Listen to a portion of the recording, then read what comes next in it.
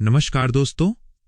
आज हम एक बहुत ही जरूरी विषय पर बात करने वाले हैं जो हम सबकी जिंदगी को गहराई से प्रभावित करता है। इस विषय का नाम है थिंक लेस डू मोर, यानी कम सोचें और ज्यादा काम करें। आज के समय में हम सब एक ऐसी बीमारी से जूझ रहे हैं जिसे ओवर थिंकिंग या जरूरत से ज्यादा सोचना कहा जाता है। हम योजनाएं तो बहुत बड़ी बनाते हैं, पर जब उन पे काम करने की बारी आती है तो हमारा दिमाग हमें हजार बहानों में उलझा देता है। ये वीडियो आपकी इस आदत को बदलने के लिए बनाया गया है। सबसे पहले हम ये समझेंगे कि ज्यादा सोचना हमारे लिए नुकसानदायक क्यों है। जब हम किसी काम के बारे में बहुत ज्यादा सोचते हैं तो हमारा दिमाग उस काम के होने वाले खतरों और मुश्किलों को बढ़ा चढ़ाकर दिखाने लगता है। इसे एनालिसिस पैरालिसिस कहते हैं। इसका मतलब है कि आप इतना ज्यादा विश्लेषण करते हैं कि आप फैसला ही नहीं ले पाते और वहीं खड़े रह जाते हैं। ज्यादा सोचने से हमारी मानसिक ऊर्जा खत्म हो जाती है। जब आप दिन भर सिर्फ सोचते रहते हैं तो शाम तक आप बिना कुछ किए ही थक जाते हैं। यह थकान शरीर की नहीं बल्कि दिमाग की होती है। इसीलिए अगर आप जीवन में कुछ बड़ा हासिल करना चाहते हैं तो आपको सोचने की प्रक्रिया को कम करना होगा और काम करने की गति को बढ़ाना होगा।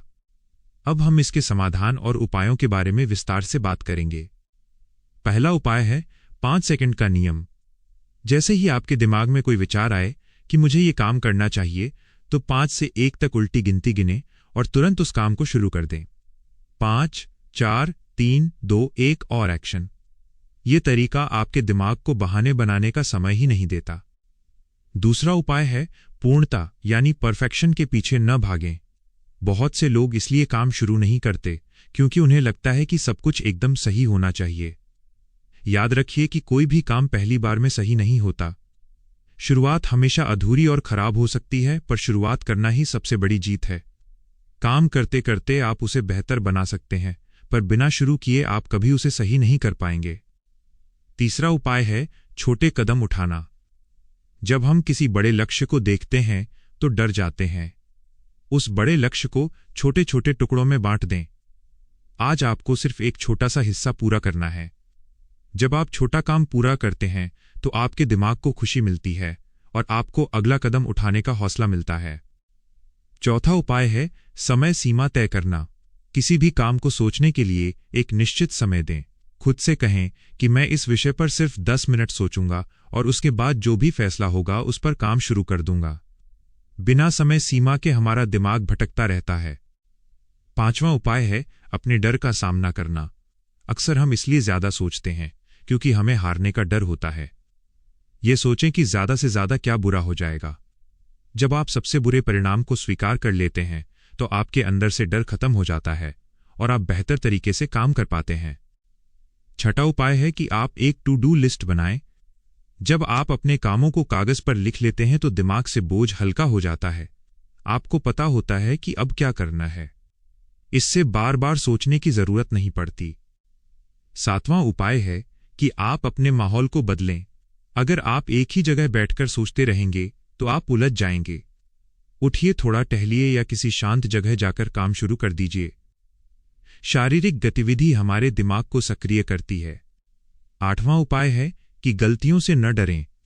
दुनिया के हर सफल इंसान ने बहुत गलतियां की हैं। गलती करना इस बात का सबूत है कि आप कोशिश कर रहे हैं। जो कुछ नहीं करते वो कभी गलती नहीं करते। इसलिए सोचना बंद करें कि लोग क्या कहेंगे और बस अपने काम पर ध्यान दें।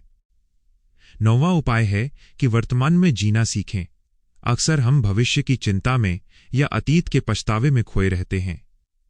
जो बीत गया उसे बदला नहीं जा सकता और जो आने वाला है वो आपके आज के काम पर निर्भर करता है। इसलिए आज और अभी जो आपके हाथ में है उस पर फोकस करें। 10वां उपाय है आत्म अनुशासन, यानी सेल्फ डिसिप्लिन। काम करने का मन हो या न हो, फिर भी उस काम को करना ही अनुशासन है। प्रेरणा हमेशा नहीं रहती, पर अनुशासन आपको मंजिल तक ले जाता है। निष्कर्ष ये है कि सोचना सिर्फ एक नक्शा बनाने जैसा है, पर मंजिल तक पहुंचने के लिए आपको चलना पड़ेगा। जितनी जल्दी आप सोचने के जाल से बाहर निकलेंगे, उतनी ही जल्दी आप अपनी कामयाबी के करीब पहुंचेंगे। उम्मीद है कि ये जानकारी आपके जीवन में सकारात्मक बदलाव लाएगी। अपनी सोच को सीमित रखें और अपनी मेहनत को असीमित कर दें। अगर आपको ये बातें पसंद आईं और आप ऐसी ही और प्रेरणादायक बातें सुनना चाहते हैं तो हमारे चैनल को सब्सक्राइब जरूर करें। ऐसी ही किताब पढ़ने के लिए हमारे चैनल को सब्सक्राइब जरूर करें। धन्यवाद।